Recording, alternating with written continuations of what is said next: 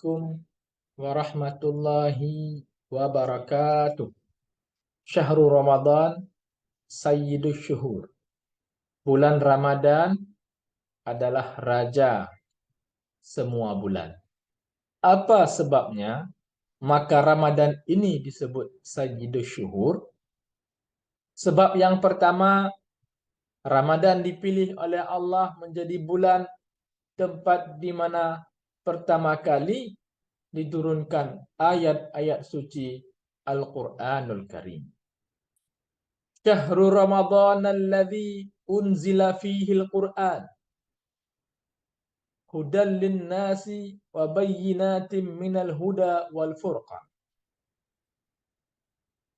Bulan Ramadan yang diturunkan padanya Al-Quran sebagai petunjuk bagi manusia dan penjelasan-penjelasan petunjuk itu dan pembeda antara hak dan batil.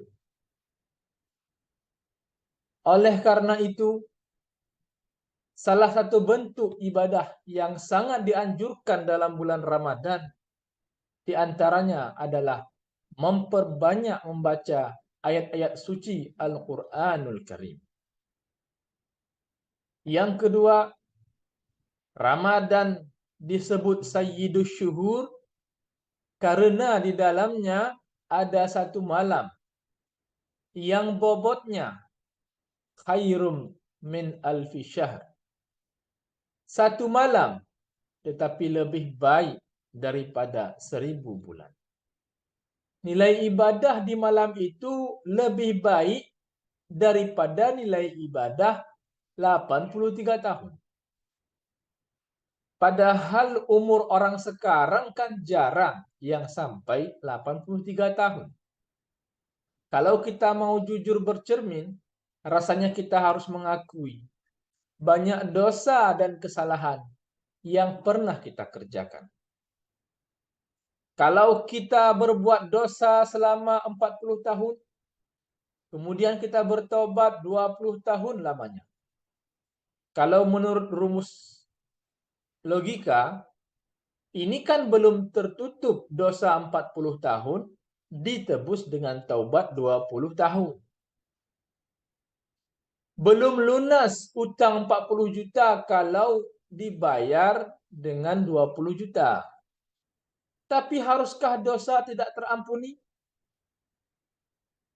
Allah Subhanahu wa taala Maha Penyayang. Disediakannya malam-malam istimewa yang mempunyai nilai khusus. Kapan sih Lailatul Qadar itu? Lailatul Qadar itu pada 10 hari terakhir Ramadan, yaitu pada malam-malam ganjil, malam 21, malam 23, malam 25, malam 27, dan malam 29. Tapi orang yang ingin menemukan Lailatul Qadar, dia harus sudah berjaga sejak dari awal Ramadan. Yang ketiga, sebab Ramadan disebut Sayyidus Syuhur karena di dalamnya nilai kebaikan berlipat ganda. Lau ta'lamu ummati ma fi Ramadan latamannau an takuna as-sanatu kulluha Ramadan. Andai kata umatku tahu keistimewaan apa yang ada di bulan suci Ramadan, niscaya mereka ingin agar sepanjang tahun isinya Ramadan saja. Apa sebabnya? Li'annal hasanata fihi mujtami'atun. Karena pada bulan Ramadan itu berkumpul kebaikan-kebaikan. Wa ta'ata maqbulatun. Dan perbuatan-perbuatan taat diterima oleh Allah Subhanahu wa taala. Wad da'wati mustajabatun. Dan doa-doa, permohonan-permohonan kabulkan oleh Allah Subhanahu wa taala. Wal dzunuba maghfuratun. Dan pada bulan Ramadan itu dosa-dosa diampuni oleh Allah Subhanahu wa taala. Kesimpulan yang dapat kita petik dari tausiah ini, Ramadan menjadi sayyidus syuhur.